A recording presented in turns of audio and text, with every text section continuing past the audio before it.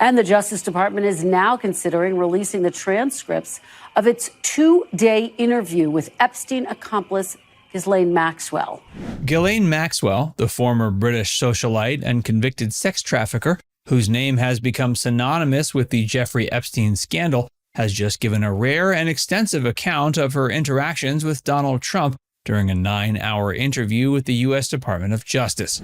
Sitting down with Deputy Attorney General Todd Blanche, who also happens to be Trump's former criminal defense attorney, Maxwell addressed questions about the president's past behavior, his connection to Epstein, and the long-speculated client list that conspiracy theorists have debated for years. Her statements are already causing a stir.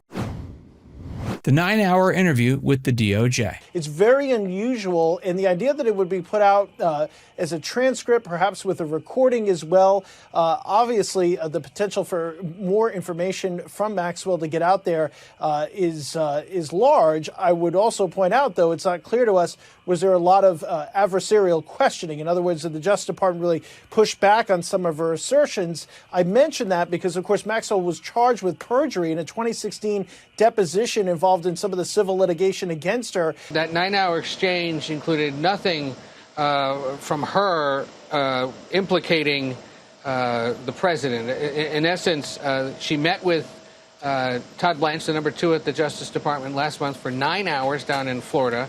And she said that Trump, who was once a friend of the late convicted sex offender Jeffrey Epstein, did nothing in her presence to implicate him, according to this source.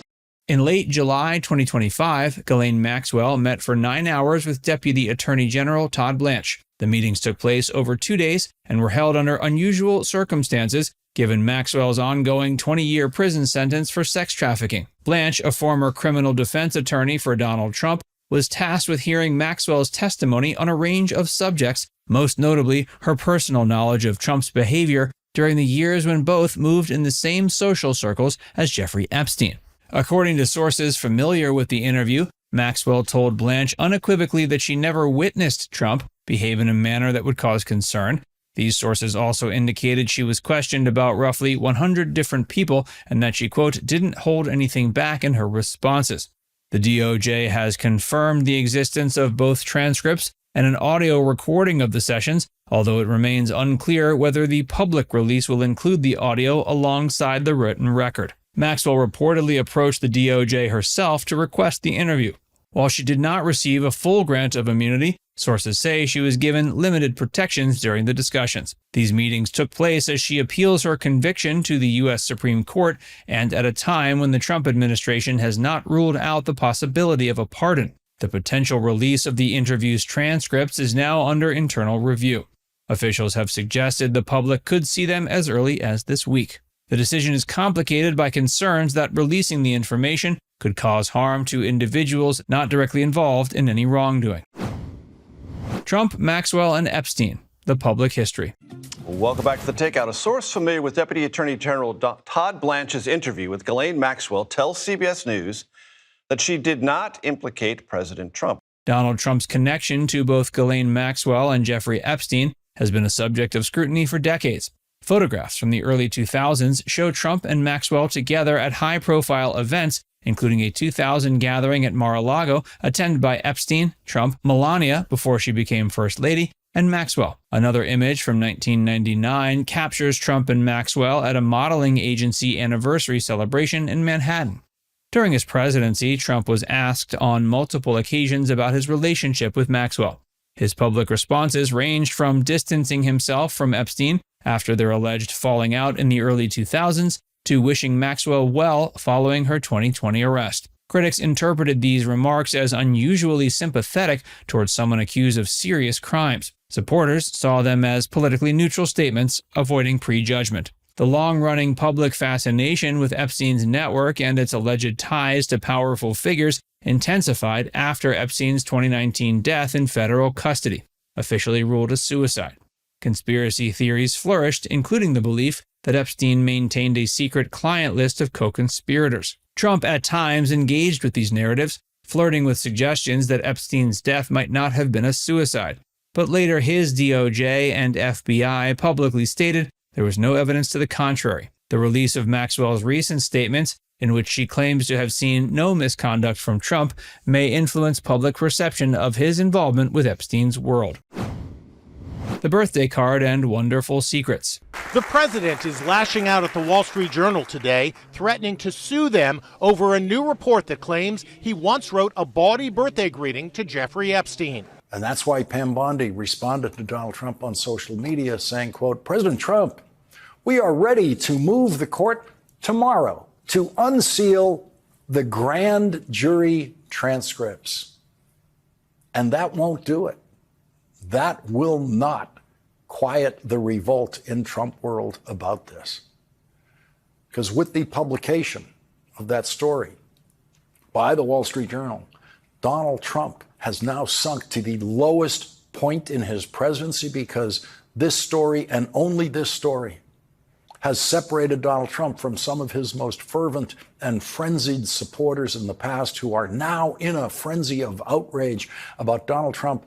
In the midst of renewed attention on Trump's history with Maxwell and Epstein, one report resurfaced alleging that Trump once sent Maxwell a birthday card featuring a sketch of a nude woman. The card, according to the account, was accompanied by an imagined exchange about enigmas and wonderful secrets. The context and intent behind the gesture remain unclear, and it has not been directly addressed by Trump or Maxwell in their recent public statements. The alleged anecdote has fueled speculation about the nature of Trump and Maxwell's relationship beyond their overlapping presence in Epstein's social circles.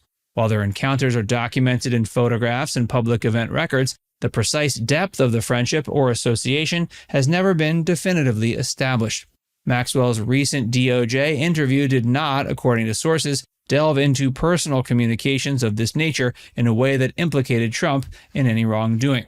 Instead, her comments remained consistent in emphasizing that she had never seen Trump act inappropriately towards anyone during the time she knew him.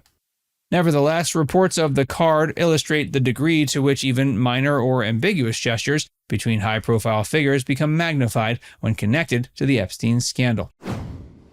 The prison transfer and pardon speculation. She's still facing pressure from the House Oversight Committee, who wants to speak with her. Her attorney did not rule out a pardon. President Trump has not ruled out any kind of relief, as the Department of Justice is really searching for new information they can provide. And in court filings this week, contrary to what they've said, it doesn't seem like these grand jury transcripts or a number of the other court documents that could potentially come out necessarily would reveal anything new.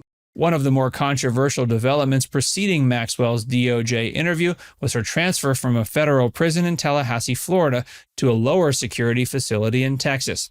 Officially, such transfers are not unusual, but the timing, coming just before her meetings with Blanche, prompted questions about whether Trump had intervened. When asked directly about the move, Trump denied any involvement, saying he learned about it from the media like everyone else.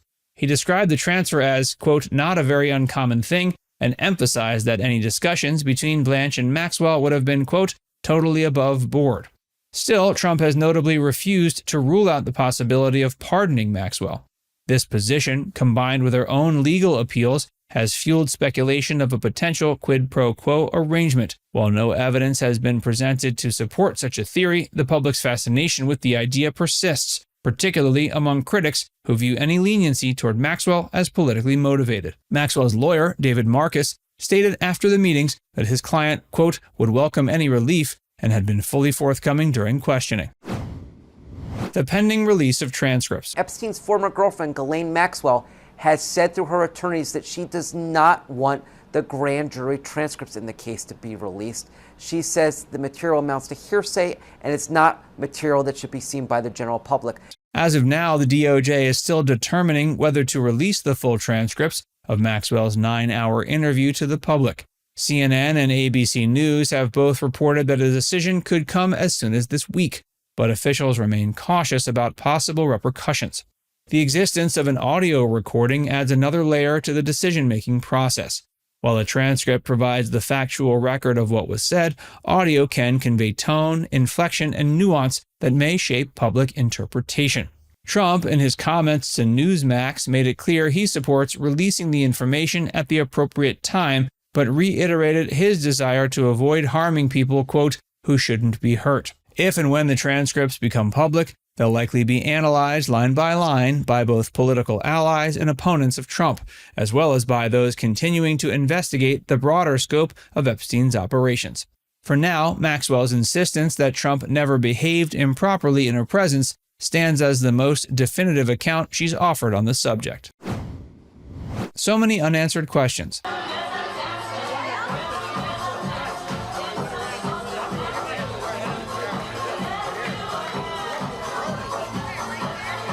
And this is the proof. Again, this has never been published before, so this is a new image. You haven't seen it out there on X or anything like that.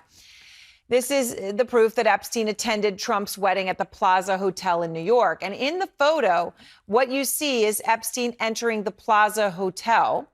The wedding date of this is December 20th, 1993, in the center of their friendship, which of course continued. And for comparison, we'll show you on the right a photo of Trump and Marla Maples at the same location under the entryway arch. Beyond the public photographs and scattered accounts, there are still significant gaps in understanding the true nature of Donald Trump's relationship with Jeffrey Epstein. Some observers point to the early 90s and 2000s as a period of frequent social overlap between the two men, especially in the Palm Beach and Manhattan elite scenes. Speculation also focuses on the timeline of their alleged falling out, which Trump has said occurred in the mid-2000s over a, quote, disagreement about real estate. Now it's time to hear from you. Do you think the DOJ should release the full transcripts of Ghislaine Maxwell's interview, including the audio recording? Let us know your thoughts in the comments section below.